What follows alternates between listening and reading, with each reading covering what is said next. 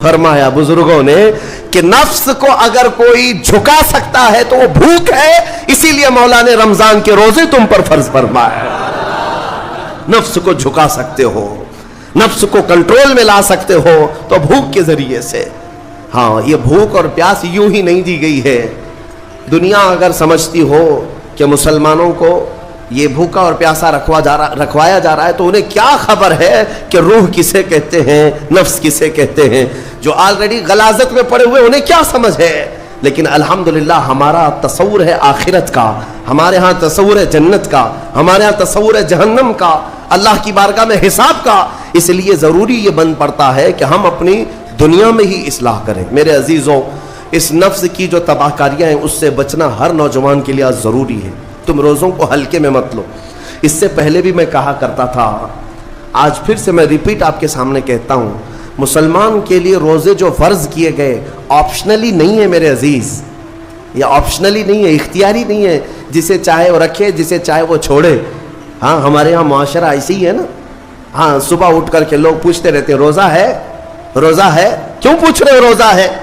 मुसलमान है तो रोज़ा फ़र्ज़ है, रोज़ा फ़र्ज़ है। अगर मैं आपको पूछूं अच्छा लगेगा? इंसान हो अच्छा लगेगा, सामने दिख तो रहा है इंसान है, फिर क्या पूछना है? मुसलमान के लिए रोजा ऐसा जरूरी है जैसे उसके लिए इंसान होना जरूरी है। वो रोजे छोड़ता क्यों? हाँ, चंद ही चीजें हैं जहां तखफीफ दी गई है शरीयत में। वो सफर है या मर्ज है, ऐसा मर्ज कि जिससे वो नहीं बर्दाश्त कर पाता, उसमें अल्लाह ताला ने उसे छूट दी है, रुखसत दी है। या हामिला औरत है, या दूध पिलाने वाली औरत है, या फिर अब बहुत सारे लोग ऐसे हैं जो हट्टे कट्टे हैं, तंदुरुस्त हैं, तवाना हैं, रोज़े छोड़े हुए हैं। मेरे अजीज़, सब होने के बाद अगर रोज़ा छोड़ने की किसी को रुखसत है ना, तो सिर्फ उन औरतों को जिनकी माहवारी आती है महीने में या बच्चे के बाद, हैज़ और निफास वाली औरतों के लिए रोज़ा नहीं है। तो मैं उन लोगों से पूछता हूं, क्या तुम्हारी भी ऐसी कैफियत है जो तुम रोजा छोड़े घूम रहे हो? नापाक हो, नापाकी आई है? नहीं है तो फिर क्यों रोजा छोड़ते हो? एक रोजे को छोड़ने की सजा हदीस में बताई गई, 900 साल दोज़ख में रखा जाएगा। 900 साल। अब कैलकुलेट करो, अगर तुम्हारी जिंदगी के रोजे कज़ा हैं तो कितने 100 साल जाएंगे। इसलिए मेरे अजीजों, जब तक ताकत है रोजे फिलहाल के रखो ही रखो। अगर पीछे के छूटे हैं तो उसे भी पहले कंप्लीट कर लो, वरना क़यामत के दिन की सज़ाएं नहीं बर्दाश्त कर पाओगे, भुगत नहीं पाओगे। ये हम जो बार बार कहते हैं आपके रोज़ा रखने से मेरा क्या है, हम तंबीह सिर्फ इसलिए करते हैं कि क़यामत के दिन अल्लाह ताला के अज़ाब में गिरफ्तार ना हो जाओ, अज़ाब में गिरफ्तार ना हो जाओ। और हमारे बुज़ुर्गों ने हमें तालीम दी है कि अल्लाह ताला जब 11 महीने खिलाता पिलाता है और वही मौला 1 महीना अगर हुक्म दे तो ये किस कदर बंदे की नाइंसाफी है कि अपने मौला के हुक्म को पीठ पीछे डालता है और फिर खाता पीता रहता है। क्या उसे अपने रहमान की रजा की इतनी भी फिक्र नहीं है कि ये मेरे मौला की रजा है रोजा? इसीलिए तो उस मौला ने फरमाया, रोजा मेरे लिए है और उसकी जजा कुछ नहीं, मैं खुद बंदे का हो जाऊंगा।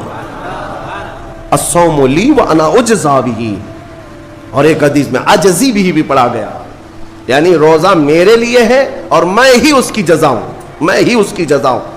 मतलब यह है कि दूसरे आमाल की जजा में जन्नत है, महल्लात है, अलग अलग सवाब है, लेकिन रोजे के मुतालिक मौला ने फरमाया मैं खुद ही उसकी जजा हूं। तुझसे तुझी को मांग कर मांग ली सारी कायनात, जिसका खुदा हो गया उसकी सारी कायनात। मेरे अजीजों, अल्लाह तबारक व तआला अगर किसी बंदे का है तो फिर उसके क्या कहने।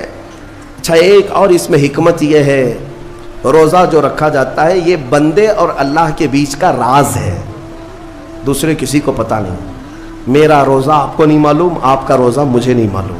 चेहरा देख करके कुछ भी कहा जा सकता है। हाँ, चेहरा देख कर किसी का रोज़ा पता चलेगा।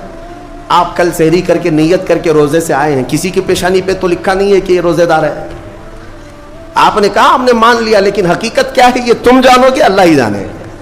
बहुत सारे तुम्हारे पास मौके ऐसे आते हैं जब एक एक घूंट निगल सकते हो, वजू के बीच में, गुस्ल के बीच में, जब कोई ना देख रहा हो तब चुटकियां लेकर अंदर डाल सकते हो।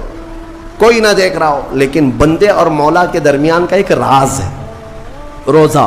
اسی وجہ سے ایک حدیث میں ملتا ہے قیامت کے دن جب ایمان والوں کو جمع کیا جائے گا اور جن کی بخشش ہو جائے گی تو ان میں ایک جماعت ایسی ہوگی جو جنت کی طرف اڑتے ہوئے جا رہے ہوں گے اور جنت میں پہنچ جائیں گے، کسی کو نظر نہیں آئیں گے، بہت تیزی سے وہ جنت پہنچ چکے ہوں گے. باب الریان ایک دروازہ ہے جو صرف روزے داروں کے لیے، جن کے روزے اللہ کی بارگاہ میں پسند آ گئے، وہ دروازہ صرف ان کے لیے. وہاں پہنچ چکے ہوں گے، بہت سارے اہل اللہ، بڑے بڑے مقامات والے وہاں موجود ہوں گے. پوچھیں گے تم کہاں سے آئے، کون سے راستے سے آئے؟ نہ وہاں نظر آئے نہ راستے میں نظر آئے، یہاں کیسے پہنچے؟ تو وہ کہیں گے کہ اللہ تبارک و تعالیٰ نے ہمیں روزوں کی وجہ سے یہ مقام دیا. رب تعالیٰ کی طرف سے ارشاد ہوتا ہے کہ ان بندوں نے دنیا میں جو روزہ رکھا تھا وہ سب سے چھپا ہوا تھا، کسی کو پتہ نہیں تھا روزہ ہے یا نہیں. اس لیے جب میں نے ان کے روزے قبول کیے تو سب سے چھپا کر انہیں جنت کی طرف بھیج دیا. وہاں پر بھی یہ جزا دی گئی. میرے عزیزوں، فضیلتیں بہت ساری ہیں، سب کو پتہ ہے، لیکن میں جو کہہ رہا ہوں وہ یہ ہے کہ اگر اپنے نفس کو کنٹرول میں لانا ہو تو یہ روزے شرط ہیں. ایک صحابی حضور کی بارگاہ میں آئے، جوان تھے، کہا کہ یا رسول اللہ صلی اللہ علیہ وسلم، جوان ہو چکا ہوں، شادی کی عمر ہے، لیکن شادی کرنے کی طاقت نہیں، مال نہیں، اسباب نہیں، کیا کروں؟ شادی نہ کرے تو گناہوں کی طرف چلے جائیں، خواہشات ہیں انسان کی. تو جانتے ہیں میرے آقا صلی اللہ تعالیٰ علیہ وسلم نے کیا فرمایا کہ اگر استطاعت ہے تو شادی کر لے ورنہ روزہ رکھ لے. شادی کے بدل ڈائریکٹ کون سی چیز؟ روزہ. فرمایا اس لیے کہ روزہ تمہاری شہوت کو ختم کرتا ہے، تمہارے اندر صبر قائم کرتا ہے. عزیزان گرامی، حدیث پاک کا یہ مفہوم میں آپ کے سامنے رکھ رہا ہوں. تربیت میں میرے آقا نے ان نوجوانوں سے کہا جن کی شہوت غالب ہے، جو گناہوں کی طرف زیادہ جا سکتے ہیں، ان کے لیے فرمایا گیا وہ روزہ رکھیں، کنٹرول میں رہیں گے. صرف رمضان کا ہی نہیں، سال میں اور بھی دنوں میں روزہ رکھو تاکہ تمہارا نفس قابو میں رہے، کنٹرول میں رہے. میں چند مہینے پہلے کچھ نوجوانوں کی کثرت کو دیکھ رہا تھا جو اپنے جسم کو شیڈول بنانے کے لیے، مینٹین کرنے کے لیے ڈائٹ پلان تیار کر رہے تھے. تو اس میں ایک بہت ہی بڑے ڈاکٹر ہیں جنہوں نے ڈائٹ پلان دیا، تو اس میں انہوں نے مینشن کیا کہ ہفتے میں ایک دن بھوکا رہنا چاہیے، صبح سے شام تک. وہ نان مسلم ہے. میں نے پوچھا تھا کہ یہ آپ کے ڈائٹ پلان میں کس لیے ہے؟ تو انہوں نے اس کی سائنٹیفک وجہ بتائی کہ ہفتے بھر میں ہم جو کچھ بھی کھاتے ہیں، کچھ ایسی چیزیں جمع ہو جاتی ہیں جن کو پگھلنے کا موقع ہی نہیں ملتا، ہم بار بار کھاتے رہتے ہیں، اس پر چیزیں جمع ہوتی رہتی ہیں. ایک دن ہفتے میں اگر اپنے پیٹ کو خالی چھوڑ دیا جائے تو فاسد مادے گل کر کے باہر نکل جائیں گے اور صحت ہمیشہ صحیح رہے گی. یہ دنیا کہہ رہی ہے. میرا مولا بغیر حکمت کے کوئی چیز تم پر فرض نہیں فرماتا. جس نے ہمارے جسموں کو بنایا، جس نے ہماری روح کو بنایا، وہی زیادہ بہتر جانتا ہے کہ ہمارے حق میں کیا چیز اچھی ہے. اس لیے اے میرے عزیزوں، اب ان نفس کے خلاف جو باتیں میں نے عرض کی ہیں، نوجوانوں، آج تمہارے لیے نہیں، پوری زندگی کا سب سے بڑا چیلنج ہے، سب سے بڑا چیلنج. جو اپنے نفس امارہ سے بچ گیا وہ صحیح سلامت دنیا سے چلا گیا، ورنہ موت کے وقت بستر پر روح نکلنے سے پہلے بھی نفس امارہ بہکاتا ہے. یہ شیطان کا قریبی دوست ہے. یہ دونوں کی سانٹھ گانٹھ ہے. نفس کی اور شیطان کی دوستی بہت گہری ہے، بہت گہری ہے. اسی لیے تو شیطان جاتا ہے تو نفس اس کا کام کرتا رہتا ہے. دونوں مل کر کے انسان کو تباہ و برباد کرتے ہیں. لیکن اس کے باوجود اگر آپ بچے ہیں تو یہ اللہ کا فضل ہے تم پر، اللہ کا فضل ہے. میں بنی اسرائیل کے ایک شخص کے متعلق پڑھا تھا، بڑا عبادت گزار شخص تھا. وہ اپنے صومعہ کہتے ہیں جس میں عبادت کرتے ہیں، بنی اسرائیل کا وہ عبادت گزار شخص قریب 80 سال تک عبادت کیا اور باہر نہیں نکلا. شہر میں سب سے زیادہ مقبول، ہر ایک اس کے پاس دعائیں کرانے کے لیے آتے تھے. اتفاق سے اس گاؤں میں ایک گھر کے 4 بھائی تھے، وہ تجارت پر جا رہے تھے. ان کی تنہا بہن تھی گھر پر. چاروں نے سوچا ہم تجارت پر جا رہے ہیں، اپنی بہن کہاں چھوڑیں. تو چاروں نے کئی لوگوں سے مشورہ کیا اور بزرگوں سے بات چیت ہوئی تو کہا کہ وہ عابد جو شب زندہ دار ہیں، رات بھر عبادت کرتے ہیں، ان کی نگرانی میں چھوڑ کر، ان کی کفالت میں چھوڑ کر چلے جاتے ہیں۔ وہ چاروں آئے اور اپنی تجارت کا سفر بتایا اور کہا کہ ہماری بہن گھر پہ رہے گی، بس آپ دیکھ بھال کریں، اور وہ تجارت پر چلے گئے۔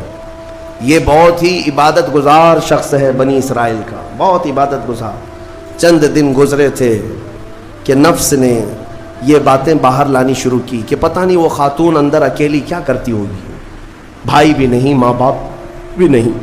پھر شیطان آیا، کہا ارے کچھ تو خیال کرو، تمہارے پاس امانت دے کر گئے ہیں اس کے بھائی، تم اس سے خیر خیریت بھی نہیں پوچھتے، آپ نہ جانا اس کے پاس، محض آپ اپنی چوکھٹ سے تو اسے آواز دے کر کے پوچھ لیں کیا چل رہا ہے اس کے گھر میں۔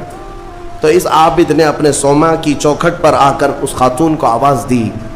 وہ خاتون اپنے گھر کے باہر آئی، چوکھٹ پر وہ کھڑی رہی، پوچھا کیسی چل رہی ہے، خیریت ہے، طبیعت اچھی ہے، بات چیت ہوئی، اس کے بعد چلے گئے۔ یہ پہلی بات چیت تھی جس کے بعد اس عابد کے دل میں بات کرنے کا جذبہ اور بڑھ گیا، خواہش اور بڑھ گئی۔ عورت سے بات کرنے کو آج نوجوان یہ سمجھتے ہیں یہ تو فرینڈلی ہے، ہم تو ایسی دوستی میں کر رہے ہیں، تمہیں پتہ ہے یہ بہانے ہیں دوستی اور فرینڈ شپ کے، یہ سب نفس امارہ کی تباہیاں ہیں جو تمہارے دل میں بار بار شہوت پیدا کرتا ہے۔ اب اس 80 سال